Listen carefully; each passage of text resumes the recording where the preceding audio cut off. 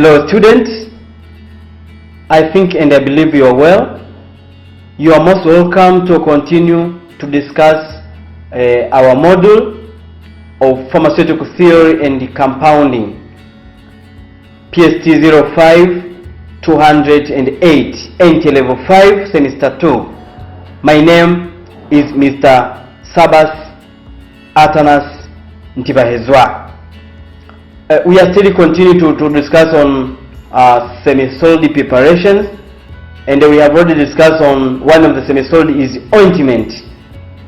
Tulijifunza jinsi ya ointment ya kutengeneza, nini maana ya ointment, lakini jinsi ya kutengeneza ointment, jinsi ya kulabel ointment na container zake zinatakiwa ziwaje. And today we will continue to another session. We will discuss another session known as compounding of cream. We are supposed to know how we prepare a cream. But before continue, we are supposed to make revision or to remind us for what we had learning last period. Na kipindi kilichopita tulijifunza jinsi ya kutengeneza paste. Na tukasema kwamba paste most this is semisolid. Katika hii semester tunajifunza semisolid preparations. Semisolid preparation. And the example of semisolid preparation tuliangalia kuna ointment, kuna cream, kuna paste, kuna gels and whatever. And tukasema kwamba paste are external use semisolid preparations that contain large proportion or high quantity of solid finally dispersed to the base. Kwa hiyo contain, ukicompare kati ya paste, ukisema compare kati ya paste na ointment, unakuta paste contain high concentration of solid, na ndio maana unakuta utofauti wake inakuwa ni very stiffer, inakuwa ni ngumu.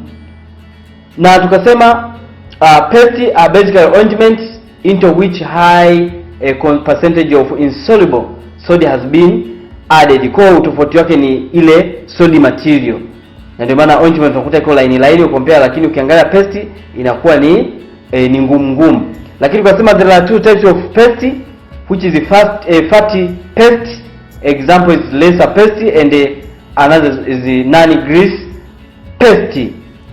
Anaposema non-greasy ndio fatty paste unakuta iko in term of what? Mafuta. Ndio maana non-greasy paste ina maana inakuwa sio haina mafuta, sio kama grease. Example is Vaseline paste. Lakini tukija kuangalia what is the differences between paste and ointment, tukija tukaona kwamba paste may contain more solid but ointment contain less solid. Lakini tunasema paste are stiffer, ointment are less stiffer, and whatever. Kwa hivyo ni vitu ambavyo tuliviangalia, lakini pia tulikuja kuangalia mfano wa hizo paste. Kuna coal tar paste ambao ukienda kwenye pharmaceutical handbook utazikuta. Ukienda pale kwenye sehemu ya paste utakuta example za coal tar paste, na tunakuja utakuta kuna ile official formula yake, na the whole preparations, the uses of whole preparations utaikuta kwamba it is used as an astringent and antipyretic agent. Lakini kuna compounding zinc paste, pharmaceutical codex, and zinc and salicylic acid paste. Mostly these are very common, and we are supposed to pass through this. Lakini tukaangalia jinsi ya kutafuta factor, kwamba ukiwa umeambiwa utengeneze quantity fulani labda 50 60, lakini kwa letu tulikuwa nakumbuka tulikuwa tumepewa to prepare 50 gram. Kwa hiyo unaenda kwenye official formula unatafuta factor, lakini unajua kwamba the quantity required tuseme ni 100 gram. Kwa hiyo ukitafuta factor unapata 0.5, ukizidisha unapata new formula ambayo ndio unatakiwa ufanyeje uprepare. Na tukasema pale tulikuwa katika ile swali tulikuwa tumepewa zinc oxide, phenol sifted, kuna starch, tukawa tumepewa white soft paraffin.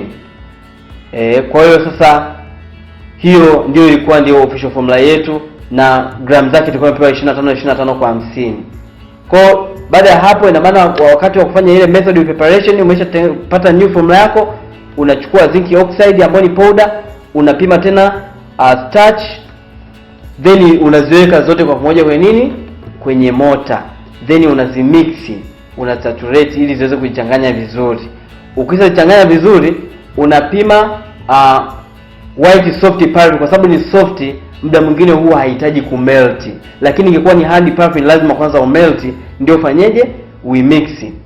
Lakini white soft paraffin, then unakuwa unachukua ni portions, means you mix geometrically. Unachukua kiportion ambacho kinalingana na ile size ya ile powder, una mix. Ukiona imechanganyikana, unachukua tena kiportion kingine mpaka ile powder inafanya ile ointment inaisha. Ina maana hapo ukishamaliza, ikishajichanganya, unakuwa umepata paste yako. Lakini pia baada ya hapo tukaja kwenye label. Tukasema katika label there is English label and Swahili label. And English label means unaandika ni for external use only, na ni red pen. Lengo la kuandika red pen ni kumwalati mgonjwa, sio ya kutumia, ni kwa matumizi ya nje tu, sio ya kunywa, kwa sababu akinywa inaweza kumletea madhara. Lakini unaandika ile formula yetu, formula ilikuwa ni zinc and salicylic acid paste, Pharmaceutical Codex. Lakini pata kama kuna synonym, unaandika bracket, unaandika ile synonym yake, lazima uandike synonym. Lakini mgonjwa alikuwa tusema ni Mrs. Ana Mwanjonde. Lakini kwa sema kwamba hii utofauti kwenye paste, kwamba wasema spread paste on a white rinse, kwa unapaka kwenye kitambaa cheupe na laini, then ukisha paka ile dawa kwenye kitambaa cheupe na laini, then unaenda unakiweka unakiweka kwenye sehemu iliyoathirika, sehemu ya mwili iliyoathirika, kwa muda wa saa 24, kila baada ya saa 24 kwa muda wa siku 5.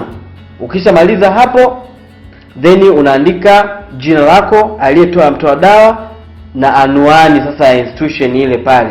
Kwa mfano chuo chetu ni St. Maximilian Kobe, PO Box 905 Tabora. Hapo umeshaandika anwani ya institutions. Then imetengenezwa muda gani, na tulisema kwamba this paste is for 1 month. Lakini ukifanya dilutions, kwa sababu unakuwa either ume add concentration of water, ume dilute, ina maana concentrate yake huwa inapungua, kwa tunaiweka ni kwa muda wa wiki 2. Lakini kama haijabidi diluted ni 1 month, kwa unahesabu siku 30. Then expire date, baada ya expire date utaandika inatakiwa expire mwezi gani, tarehe ngapi, ni wewe. Then keep out of reach of children, weka dawa mbali na watoto. Lakini pia unatakiwa uhifadhi mbali na moto. Hiyo ndio label inatakiwa, na Kiswahili unabadilisha maneno kama vile nilivyokuwa naongea Kiswahili. Container tulisema ni kama tu ointment, kwamba unatumia ni white mouthed plastic jar. If there is a glass, unatumia glass. Lakini kama kuna plastic, unaandika it is white mouthed plastic jar. And that was a short brief revision on paste, ambapo kipindi kilichopita tulijifunza hicho. And that today we will continue to discuss on compounding of cream. Compounding of cream is like, yani inafanana na ointment, inafanana na paste. Maelezo ni machache sana, ni vitu vidogo vidogo ambavyo vinakuwa vinabadilika. Lakini kama tulielewana kwenye cream na kwenye ointment and paste, hata huku pia mambo ni yale. So by the end of this session, we are supposed to define the term cream. We are supposed to understand to describe the procedures for preparing creams. Procedures nafanana. And also we are supposed to prepare cream. Sasa hapa tuna prepare theoretically, lakini pia itafikia muda utakapofika, bwana atakapokuwa ameupanga, tutakuja sasa practically. Lakini lazima kwanza usome theory. Ukielewa theory, practical itakuwa vizuri. Ukikariri theory, practical itakuwa ni ngumu. Utaikariri na yenyewe itakuwa ni shida. And also we are supposed to understand the label prepared, that's used in cream container, and also dispense prepared cream into suitable containers and a closure. These are the learning tasks that you are supposed to know it. Tukianza na compounding of cream by its definitions, tukasema a semisolid emulsions intended for application to the skin or mucosal membranes. They are viscous semisolid emulsions system with the opaque appearance. Kwa ina ile appearance opaque, tusema kitu ambacho ni opaque hakiruhusu mwanga kupita. Kuna transparent, translucent and opaque. I think we know the term opaque. Kwa mostly tumesema hii semi tunadina mambo ya semisolid inakuwa ina solid na liquid ndani yake. Kwa ndio inaitwa semisolid. Na all these preparation ambazo tunaziprepare, it is used for external use, kwa matumizi ya nje ya mwili tu. Na pia kama tulivyoona kwenye paste, tuliona kuna fatty paste and non-greasy paste. Even to the cream, it will be categorized into two types, ambazo there is aqueous cream. Ukiona aqueous means ime contain maji, kwa in other way inaitwa ni oil in water emulsion. And this cream containing oil in water emulsions means sasa ukiona oil in water emulsion means oil ndio ime act as kuna low concentration of oil, while vehicle yake maji ndio ime act as a vehicle. Na ndio maana unakuta inaitwa oil in water emulsion. Na maana ndani ya maji ndio kuna oil, na maana oil ipo ndani ya maji. Kwa oil ime act as a active ingredient, wakati maji ndio ni vehicle. Na ndio kuna dispersion and disperse phase. And also there is oil cream. Ukiona oil cream na maana kuna high kumba vehicle ile iliyopo oil ndio iliyo nyingi afu maji hapo kidogo. Na ndio maana sasa ukiangalia hata ile cream yake inakuwa ni ya mafuta. Lakini ya aqueous cream ukiangalia cream yake inakuwa ni ya maji. Kwa hiyo hata jinsi ya kuitoa inakuwa ni rahisi. Lakini ya mafuta tunajua inapokuwa inaleta shida. Ndio maana ni water in oil cream. This cream ime contain water in oil emulsion emulsifying agent, means ime contain high concentration of oil than water. Lakini aqueous cream ime contain high concentration of water than oil. Ndio maana ka oil kanakuwa ni kama kapo ndani kama fichwa. Ndio maana unakuta maji yanakuwa ni mengi, oil inakuwa ni kidogo. Hiyo inaitwa ni aqueous cream. Lakini oil cream maji yanakuwa ni machache, wakati oil ndio inakuwa nyiko. Oil imekuwa ni like a continuous phase ambayo ime act as a vehicle, inabeba yale maji. I think you are together my student. And that aqueous cream are relatively non-greasy, like kwenye fati. Kitu kinapokuwa na maji mengi, kwa hata kama umeipaka kutoka ni rahisi sana, kwa sababu inakuwa haina mafuta mengi. And are most useful as water-washable base, whereas oil cream are emollient and cleansing. Kwa hiyo it is as a emollient kwa sababu ime contain high concentration of oils, na ndio maana inatumika kama emollient kulainisha ngozi and whatever. And patients often prefer water in oil cream to an ointment, because the cream spread more readily, is less grease, and the evaporating water soothes the inflamed tissue. Kwa mara nyingi wagonjwa wengi wanapendelea ile tunasema ni oil cream kwa sababu the cream spread more readily, is less grease, and the evaporating water soothes the inflamed tissue. Lakini oil ni water cream, which is vanishing cream, rub into the skin, and the continuous phase evaporating and increase the concentration of water soluble drugs in the adhering films. Hii hapa ni oil in water.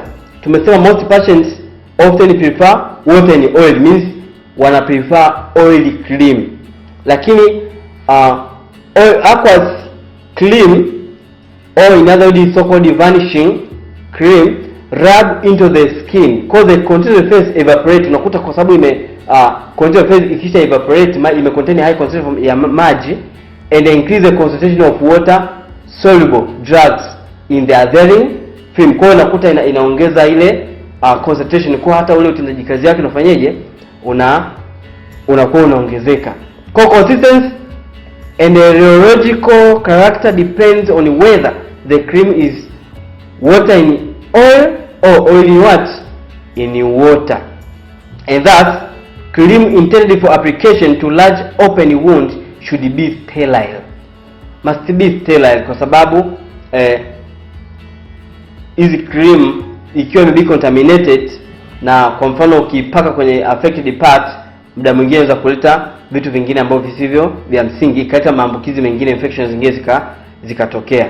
Kwa there are two types of cream, which is oil in water or water in oil, or aqueous cream and oily cream.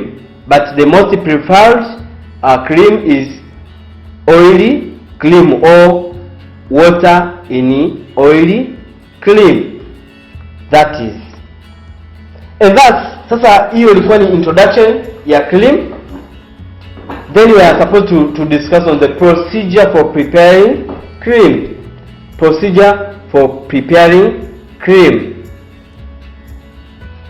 We know that emulsified cream are prepared by heating the components of the oil phase, include the emulgent, until molten and then cooling to 60 centigrade. Hapa sasa tutakuja tutaona kuna emulsifying wax like tutakuja angalia. Kwa hiyo zile lazima ile oily phase kuna kuwa na phase mbili, kuna aqueous phase and oily phase. Ambao aqueous phase imecontain maji, lakini oily phase imecontain sasa ile wax pamoja na mafuta. Kwa hiyo ile sasa unaichanganya pamoja. Kwa hiyo unaanza ile kama ni nta, unaiyeyusha kwanza mpaka kufikia joto la ngapi? La 60. Unaipandisha mpaka kupita ile joto la centigrade ya 60. Then utachukua na ile oil utaiweka mpaka ifikie centigrade zaidi ya 60. Then utachukua ile aqueous phase ambayo utachemsha yale maji mpaka yafikie zaidi ya 60. Then utaacha ikulu mpaka zote hii oil phase ifike centigrade ya 60, lakini pia hata ya maji inatakiwa yachemke yakijapoe mpaka kufikia centigrade ya 60. Then zikiwa zipo sawa, then unafanyaje? Unazimix pamoja zikiwa na joto lililo sawa. Ukisha mix pamoja while unaendelea kustia, then ndio kuna zile active ingredients zetu sasa, kama ni zinki, kama ni calamine ndio whatever, unazimix baada ya joto sasa kupungua, kwa sababu kuna zingine ukiweka bado joto lipo kubwa zikaandago nini? Evaporation. Kwa hiyo unakuta ile active ingredient yetu itafanyaje? Itapotea. Kwa hiyo ukisha changanya ile aqueous phase pamoja na oil phase, ukishachanganya pamoja pale, ikishaanza kupoa sasa kufikia paka centigrade ya 45 40 mpaka 35, then una mix ile nini ile poda yako, then unaichanganya, then unakuwa prepare cream yako, unaandika label, unampelekea mgonjwa. And the aqueous phase is then added to the oil. Na ndio maana hapa nasema kwamba kuna oil phase kwanza, then ukishayeyusha unaacha ikulu mpaka ifikie centigrade ya 60. Then the component of the aqueous phase are mixed in a separate vessel and also heated. Ndio maana ukishapima yale maji, unapima unayachemsha mpaka ifikie 60, yakuwa au yazidi, lakini itakiwa uwe makini tu ile oil phase hiyo ifikia centigrade ya 60, lakini pia aqueous phase pia ime-include centigrade ya 60. Na hapa lazima uwe na thermometer, unakuwa unapima kwamba imefika joto kiasi gani, unachanganya pamoja. Ukishachanganya pamoja, basi mambo yanakuwa kama yalivyo yanavyojieleza. And this is very important, and the thermometer should be used, and the resulting emulsion should be stirred until cool. Kwa ukisha stir unaichanganya paka inapoa, then unaitransfer kwenda kwenye dispensing container and una label, then unampatia direction mgonjwa anaenda kufanyaje kutumia. But there is not here. Rapid cooling may result in separation of high melting point components, and excessive aeration should aeration caused by vigorous stirring may also lead to granular product. Kwa hiyo maana sasa unapokuwa unastia, usistie kwa nguvu au kwa haraka, nenda taratibu. Lengo ni kusaidia kwamba kuna ile dawa ambayo most ina melting components, kuzuia ile high melting point components kuweza kufanyaje kusambaa. Lakini pia ile excessive ukiwa unastia kwa haraka zaidi, kuna viji hewa inaweza kuingia ndani ya nini ya ile product, ikasababisha sasa vikatokea vibonge ndani yake, na ikasababisha hata ile dawa isijichanganye kwa uzuri au jinsi inavyotakiwa. Kwa hiyo inatakiwa unapokuwa unastia, na you have to steer in one directions ili kuweza kuleta ule mchanganyo ulio mzuri. Kwa hiyo unakuwa unastia ili paka unakuta imefanyaje, imejichanganya vizuri. If necessary, the product may be homogenized after cooling. Kwa hiyo that is, there is dilution of the cream, kama tulivyoona kwenye ointment, tulivyoona kwenye paste, should be done under hygienic conditions. This is the point ambazo kwenye ointment ni very important, lazima iwe katika under hygienic conditions. Lakini the stability and the bactericidal properties of original cream should not be reduced on diluent. Na ndio maana tunasema unapofanya dilution, inatakiwa ile diluent unayoadd isidisturb zile active ingredients ambazo unazofanyaje unazoziweka. Lazima kwamba unapoweka ile diluent, ile stability au ile strength ya ile dawa ya ile active ingredient ibaki vile vile, isiharibiwe kutokana na kuongeza nini ile diluent. Hiyo ndio properties ya diluent ambayo natakiwa uifanye. Lakini the diluent should be compatible with the ingredients and the whole original preparation. Lazima iwe compatible. Kuna zingine unakuta zipo incompatible, unakuta either hazijimixi. Kama hazijimixi, nini kinatokea? Unakuta sasa kumbe hata ile dawa itakuwa ipo wrong, kwa sababu uwiano wake, concentration yake ya kudisperse katika whole preparation itakuwa ni poor. Au lazima ikiwa sio compatible, inaweza ikasababisha hata ile active ingredient iharibike kutokana na ile vehicle iliyotumia au diluent uliyotumia. Kwa hiyo lazima uwe makini katika kujua hiyo. Hivi ni vitu vya msingi kuvielewa, sio kuvikalili, uvielewe ili hata swali linapokuja au hata unapokuwa na prepare, ni vitu inatakiwa vikae kichwani.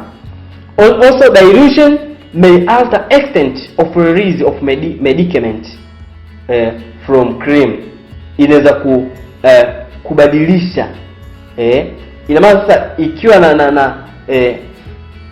na sifa hiyo, lazima uiangalie kwamba je, hiyo diluent inafaa au haifai. Itategemeana na nini, na ile medication yako. Either wewe unataka kwamba itoke haraka, wewe unaweka diluent ambayo inazuia ile dawa isitoke haraka, au unaweka diluent ambayo ukiweka inasababisha ile dawa itoke kwa haraka. Kwa hiyo inakuwa ni changamoto. Kwa dilution may alter extent of release of medications from the cream, either ni kwa muda mfupi au kwa muda mrefu. And information on suitability of dilution should be available. Do not dilute. Lazima kwamba kama kuna information za kudilute lazima ziwepo, uziindicate kwamba itakiwa dilute kwa vitu gani. Kama baadhi ya dawa unakuta kwamba dilute kwa kutumia either pure water na nini na kadhalika. Kwa kuna vitu kama hakuna haja ya kufanya dilution, wewe andika pale do not dilute. Do not dilute, otherwise do not dilute. Kama hakuna information yoyote, usifanye dilution yoyote.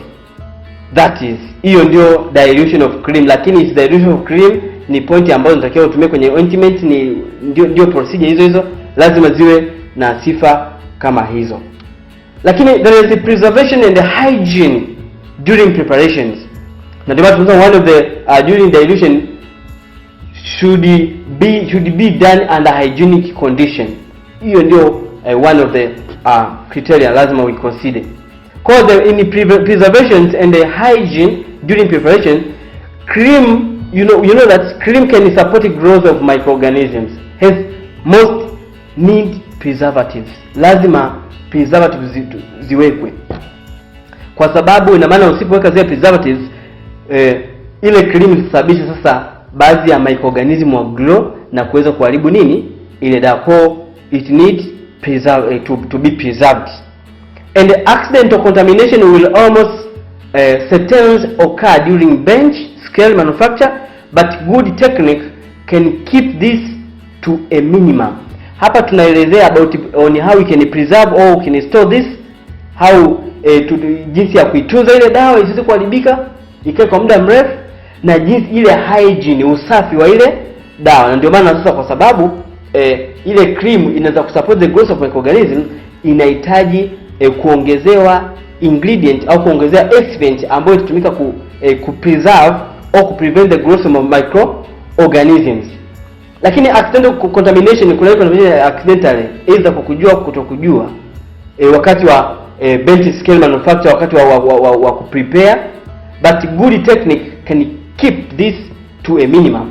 Hiyo ni mambo ya kuipreserve au kuitunza ile dawa na kumaintain ile hygienic conditions na kusababisha ile dawa isiweze kupata nini contamination. Kwa hiyo maana good technique or procedure that must be supported. Wanakuambia pima powder labda zinc au calamine, unapima unaweka katika sehemu yake, unapima sijui starch unaweka sehemu yake, unapima sijui nini unaweka sehemu yake. Kila kitu kinakuwa katika procedure. Usianze umepima hiki unarudisha unapima kingine tena, kabla hujamaliza hiki procedure hii unachukua nyingine. Ndio kule tulianza kule mwanzo jinsi ya kuprepare.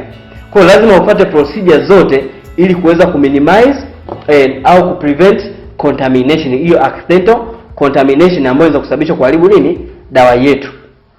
Na all apparatus and the final container should be thoroughly cleansed before use, and the purified water should be used in the preparation of the product. Kwa maji yanayotumika lazima yawe ni purified water, sio kila maji tu.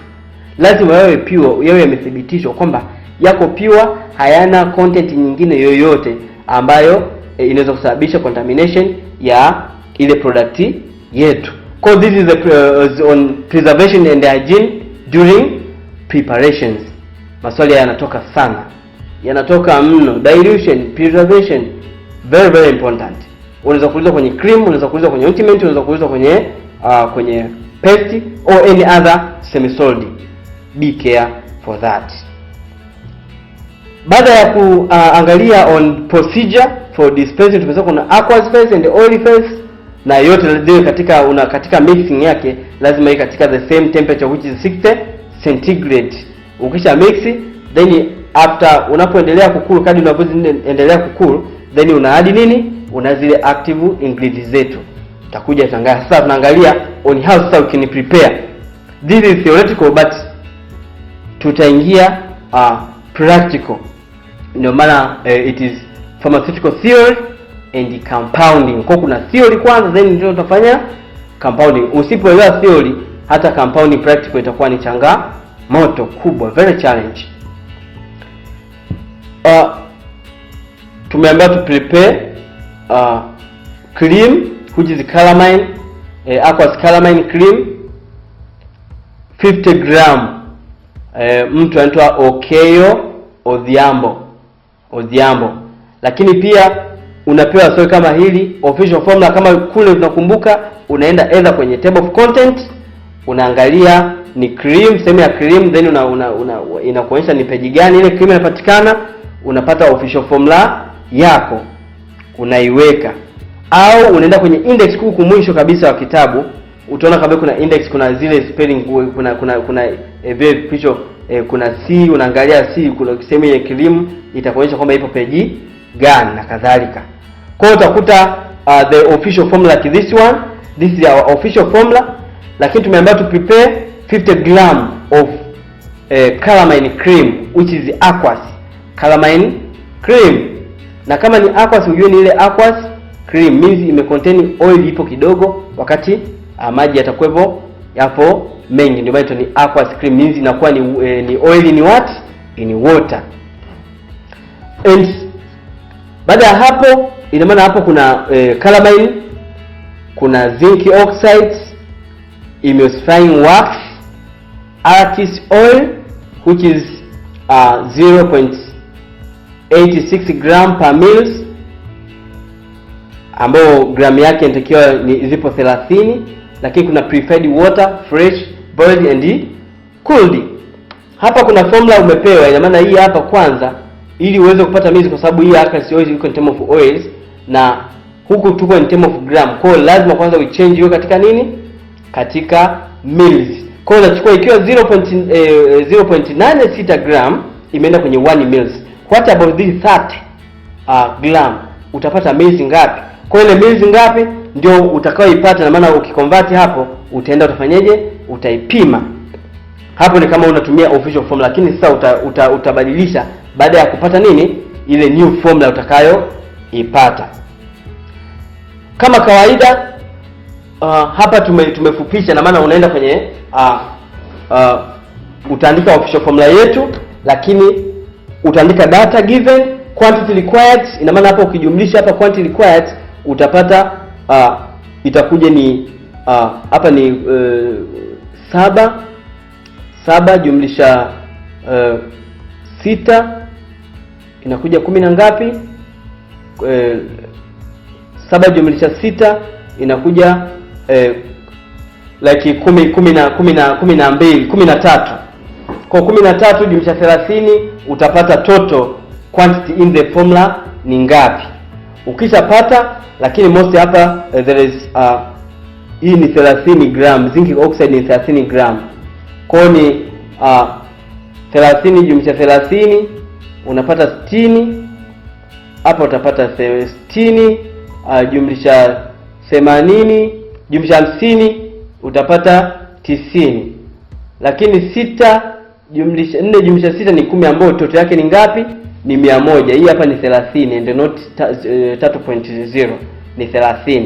Kwa hiyo ukishamaliza ujue kumbe total quantity in the formula ni ngapi? Ni 100. Lakini quantity required ambayo unatakiwa prepare ni 50. Kwa hiyo unatafuta factor. Lengo ni kutafuta kwamba each ingredient tunapata ngapi, tunatafuta new formula itapatikana ni ngapi. Procedure ni kama zile zetu tulizotumia katika tulipokuwa tuna prepare ointment na prepare paste. Kwa ukipata factor yetu, then unaenda unaizidishia kwa nini? Kwenye official formula. Baada ya kuizidishia kwenye official formula utapata new formula, then zile new formula unazozipata ndio utafanyeje? Utaanza kupima. Baada ya hapo ndio unakuja kwenye method of preparations. Sasa this is the general method of preparations. Na ndio maana tunasema kwanza nitakiwa ufanyeje? Utengeneze oil phase. Kwa katika oil phase, katika ingredient zetu hapa, oil phase itatengenezwa na emulsifying wax pamoja na aqueous oils. Hiyo ndio itakuwa kwanza. Kwa cha kwanza unapima emulsifying wax. Ukishapima hii emulsifying wax unapima, kwa mfano hapa ukizidisha itakuwa ni 3 gram. Ukitafuta factor yetu, kwa itakuwa ni 3 gram. Hapa itakuwa ni 1.5, hapa itakuwa ni 2 gram, hapa itakuwa ni 15, hapa itakuwa ni 25 gram. Kwa hiyo maana utapima 3 gram za emulsifying wax, then utaweka kwenye evaporating dish au kwenye bika zile ambazo zina exist kuhusu zinapaswa kufanyaje? Kuhitiwa, ambazo huwa tunazihiti. Unaweka kwenye ile evaporating dish. Ukishaweka, ina maana unaweka kwenye moto, aidha kwenye water bath au kwenye any other source of heat. Then unapima kiswahili. Sasa baada ya kuiconvert hii hapa kuipeleka kwenye nini? Kwenye mils, kwamba umepima zile mils zinazohitajika kwamba ni ngapi. Kama ni 0.5 mils, then una mix kwenye nini? Emulsifying wax. Ukisha add kwenye emulsifying wax, then unaiheat mpaka inaenda kwenye temperature ya 70 ngapi? 75. Then unaiallow ina cool mpaka kufikia temperature ngapi? Ya 60. Wakati una heat hapa emulsifying wax ambayo nimesema kwamba ina contain emulsifying wax pamoja nini na aqueous oil. Hii hapa ndio oil phase. Baada ya hapo, kwa hiyo utapima maji ambao maji yanaweza kuwa ni tunajua kwamba 1 ml ni sawa na 1 gram. Kwa hiyo maana hizi hapa ni ml 50. Kwa hiyo utachukua either unachukua ml 40. Kwa hiyo unapima ml 40, una heat. Ukisha heat ile ml 40, then unaacha na yenyewe inacool mpaka kufikia 60, then unachukua hapa oil phase ambayo imecontain aqueous oil pamoja na emulsifying wax, sawa? Unachanganya nini na hapa purified water. Na ndio maana katika method of preparation kwamba melt oil phase ambayo tumesema imecontain aqueous oil pamoja na emulsifying wax and cool to 60%. Ina maana hapa katika kumelt, mwanzo kabisa lazima uandike zile data kwamba I weigh ulichukua calamine lotion 0.2 gram, nilimeasure 2 gram of calamine, then 1.5 gram of zinc oxide, then nikameasure for example 3 gram of emulsifying wax. Ukisha maliza kupima, na maana hizo zote ni procedure, lazima unapokuwa unapima unamuonyesha invigilator kama ni kwenye mtihani.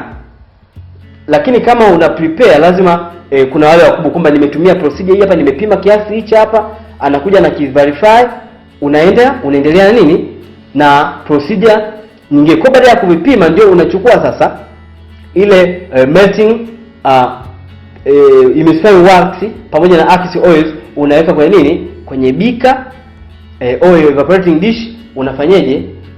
Unaanza unaiheat sasa, then una prepare nini aqueous phase.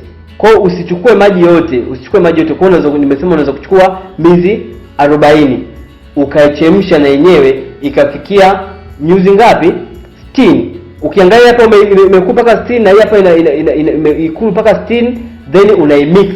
Kwa hiyo una mix oil phase kwa add aqueous phase to oil phase. Kwa usichukue sasa, umeona procedure nyingine, unachukua aqueous phase una add kwenye oil phase with slow but constant agitation until cold. Kwa unakuwa unaweka taratibu, yaani unakuwa unaweka kidogo yaani taratibu, slow taratibu. Wakati unafanyaje? Unaendelea kustia na wewe taratibu, usistie haraka, unastia taratibu. Then baada sasa ya ile joto kupungua zaidi, na maana umeshaweza kuchanganya oil phase na aqueous phase.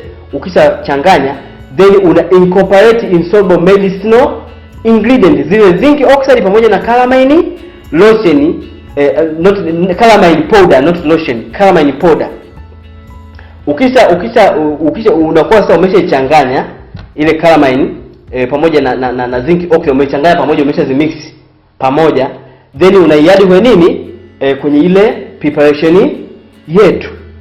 Then while unaendelea kustia mpaka inapojichanganya. Baada ya hapo after complete mixing, then you transfer to a suitable container, then you label, and the product will be ready for dispensing to a patient. Na kwenye label tulisema unaandika nini? Label ya Kiswahili. Lakini kuna label ya Kiingereza na label nini ya Kiswahili. Kwa label ya Kiswahili unaibandika kwenye container ambayo ni white molded jar au plastic jar container, ndio unafanyaje? Unaiweka pale. Kwa baada ya method of preparation sasa ndio sasa unaandika kwanza kuna uses of wool preparation, ile report sasa. Kwa kuna use of wool preparations, tunasema it is used as an emulgent. Then kuna use of each ingredient. Kwa lazima uende kwenye matindale utafute uses of calamine. Calamine inatumika as nini? Zinc oxide inatumika kama nini? Emulsifying wax imetumika kama nini? Lazima katika hii preparation yako. Kwa hiyo emulsifying wax imetumika kama nini? Unakuja water imetumika as nini? Kwa hiyo hiyo vitu vyote ni uses of each ingredient baada ya kuandika use of wool preparations. Kama kuna precaution unaandika. Lakini tunakuja storage. Labeling of the prepared cream. This is very very important. Hii hapa imewekwa tu kwenye nini? Kwenye cream, lakini sio tu kwenye cream. Unaweza kuambia hili swali linaweza likaja kwenye either kwenye ointment, likaja kwenye paste, likaja sema kwenye gel. This is procedure documents lazima uzinclude katika nini, katika label yako, na ndio maana kwenye external use, because the preparation should be labeled for external use. Hiyo ndio cha kwanza. And in red ink and be the instruction that is it should be stored in a cool place, dry and a cool place. Then strength of the active ingredient must be stated as percentage by weight or by volume. Sasa hapa kama labda umeamua kustate kila active ingredient, lakini kwenye label yetu tunaandika ile concentration ya jumla. Tukiangalia tumechoandika ile official yetu, kwa haina shida. Kwa hiyo unaandika tu kwamba ile required quantity either ni 50 gram. Umeshaandika ile official yako, name of the preparations. Then for diluted cream, the label should state that the product should not be used after 2 weeks, kwa sababu umeshafanyaje, dilute. Na ukiangalia kwenye cream kuna umeadi nini, umeadi maji. Kwa hiyo maana ukifanya dilution, sasa katika method of preparation ile powder, zile powder zetu ambazo ni active ingredient, yale maji yaliyobaki ndio sasa either ile 10 ml unachukua ile powder unaimix, ndio unaichanganya na yale maji, then ikishajimix ndio unachukua ile mixture yake, ndio unaweka kwenye ile active, kwenye ile preparation yetu ambayo umeadi oil phase na aqueous phase. I think you are together my student. Kwa hiyo tunaendelea na instruction.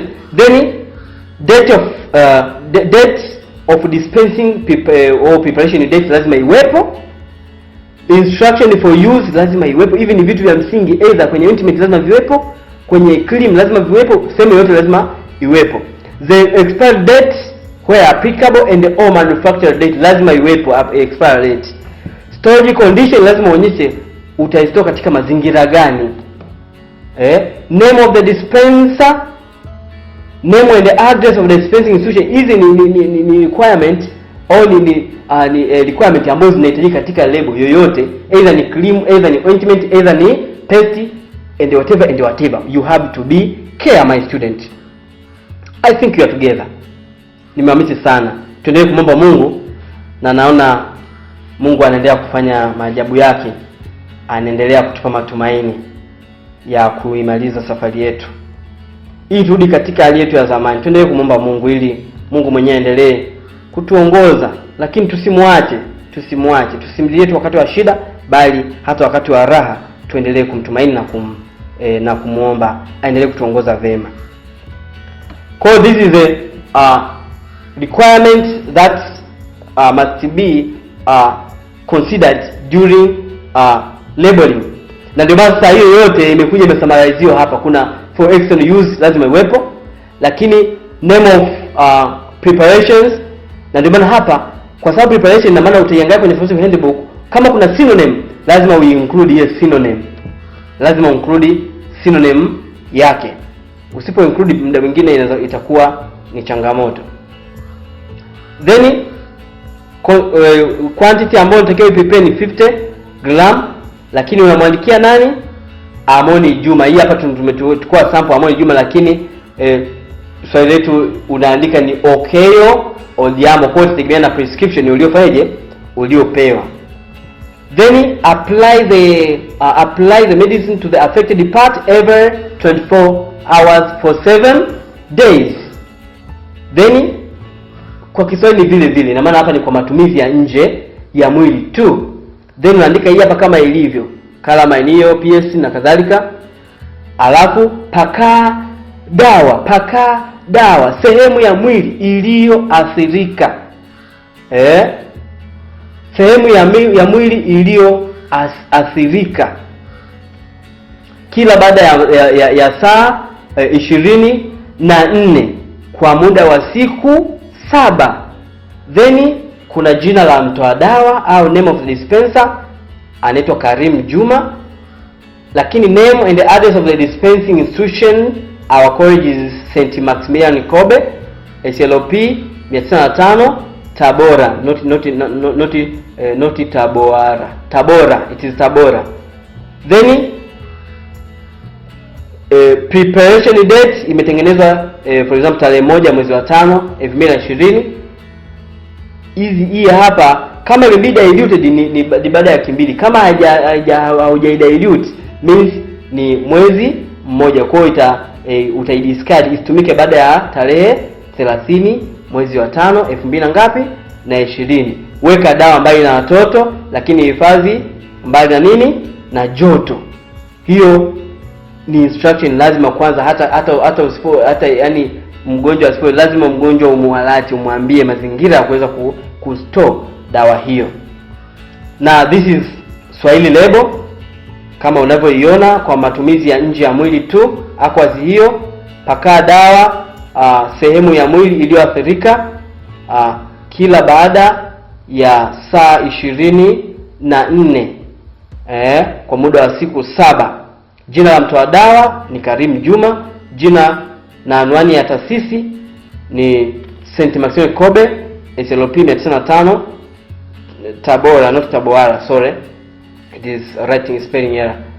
Imetengenezwa hiyo isitumike baada ya hiyo. Weka dawa mbali na watoto, then hifadhi dawa mbali na moto au na joto. Hii hapa ndio Swahili label, na hii hapa it is sample for all label. Tulipanga kwenye paste kwamba inatakiwa upakae dawa kwenye kitambaa cheupe laini kwenye white lint, then unaiweka kwenye sehemu iliyo athirika, sehemu yenye shida kwa muda wa saa 24 kwa kila baada ya saa 24 kwa muda wa siku 7 au siku 5, itadepend na ile duration course walio kupatia.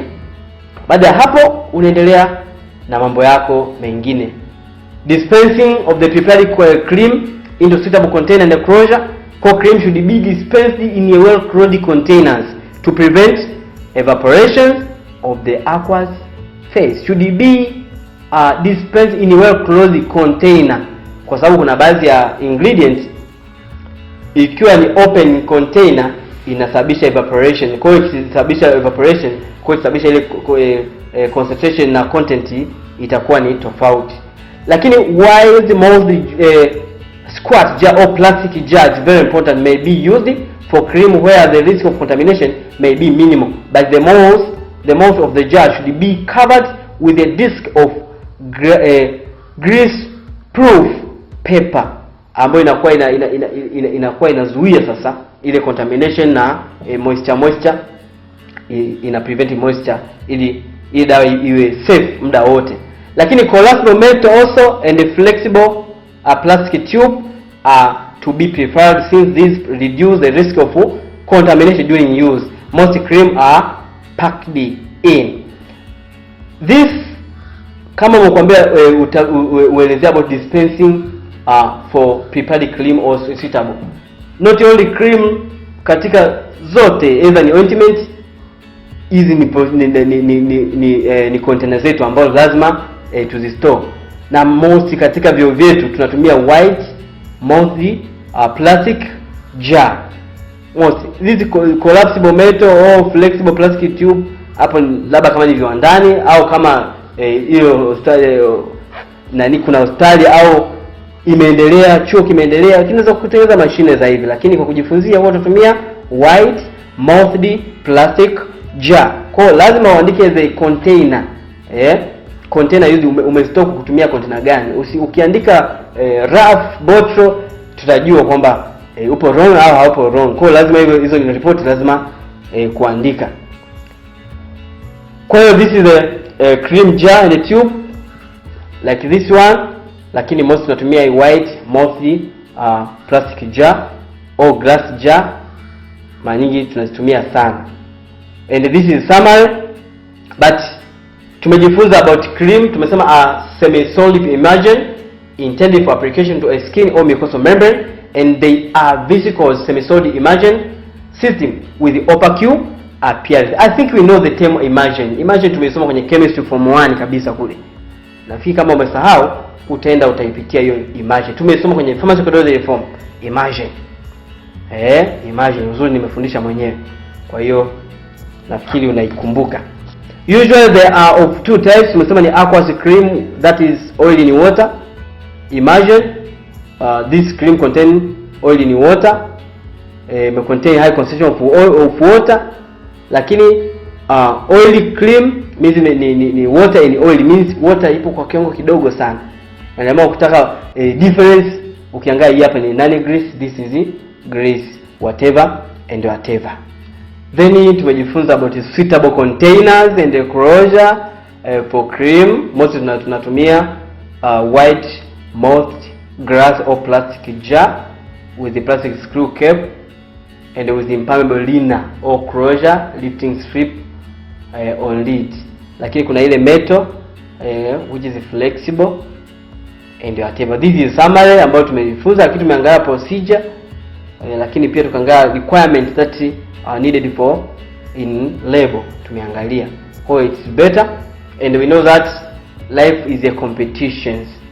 We have to struggle it. Lazima tupambane ili tufikie malengo yetu. Tusifikie njiani tukakata tamaa. Tuendelee na kasi ya Mheshimiwa Dr. John Pombe Magufuli, lakini tuendelee kumsihi Mungu aendelee kutuongoza na aweke wepesi turudi katika hali yetu ya zamani, tukiendelea kumtukuza na kumtumikia Mungu. Mungu awabariki.